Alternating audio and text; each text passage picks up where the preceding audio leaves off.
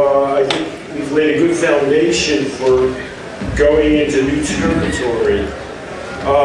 The title for my talk is Normalizing Drug Use.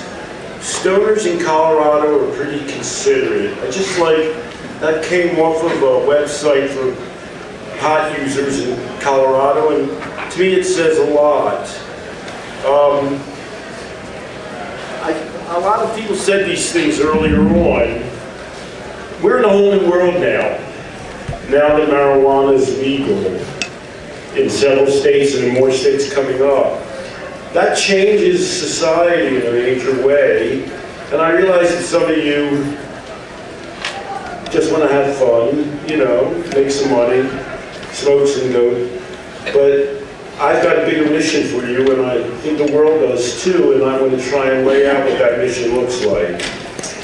How are we doing so far with some of the challenges that have already presented themselves along these lines? I mean, we've just legalized drugs for the state. How's that working? What steps should we be taking to solidify that and to go forward? And what will the 21st century look like on drugs in that new world we're describing? I'm interested in addiction. You know, I wrote Love and Addiction in 1975, and I know everybody in this room is thinking, how could a young guy like that have written a book back in 1975? I get that all the time. I'm interested in what addiction is, and I wrote a book called The Meaning of Addiction. And Carl and I are very close in saying addiction is not a function of drugs. And when I wrote Love and Addiction, I was saying two things.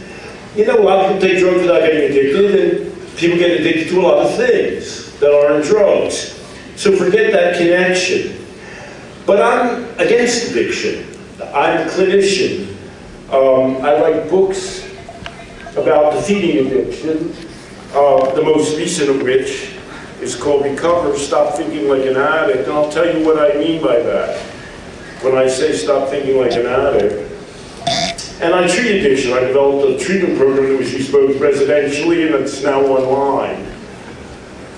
But what is different from me and some other people who are against addiction is I'm not against drugs. Drugs aren't the problem. That's another quote from Carl. And drug addiction is not a disease, and that's an important concept to keep in mind. And one reason it's an important concept to keep in mind is because, hey, let me ask you a question. Has anybody asked you a question yet? What's the hardest drug addiction to quit? Sugar. Cigarettes, everybody said that. Has anybody in this room quit a smoking addiction? Raise your hand, please. My. How many of you went to a support group or to treatment and got over it due to treatment? Golly gee, how many people got over addiction? Turn around and look. Raise your hand again. Raise your hand if you've gotten over a smoking addiction, please. And how many of you went through treatment? Raise your hand. Come on, guys. Is this stunning? A large part of the people in this room have gotten over the toughest addiction, and virtually nobody used treatment. Now I've got something so radical to tell you now, I don't have time to really go into it. A higher percentage of heroin addicts, crack addicts, and alcoholics quit their addictions without treatment than smokers. Do you believe me? Even people who love me don't believe these things, and they're true.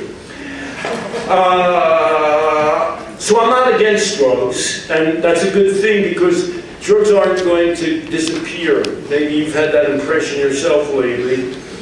And, you know, people have been getting intoxicated for quite a long time in the history of the universe. In fact, drug use is typical. And it's getting more typical all the time. There aren't less drugs in America than there used to be, pharmaceutical or illicit. What's abnormal is America's view of drugs, which doesn't leave us prepared to deal with the universe that I just, and others this morning described as coming along.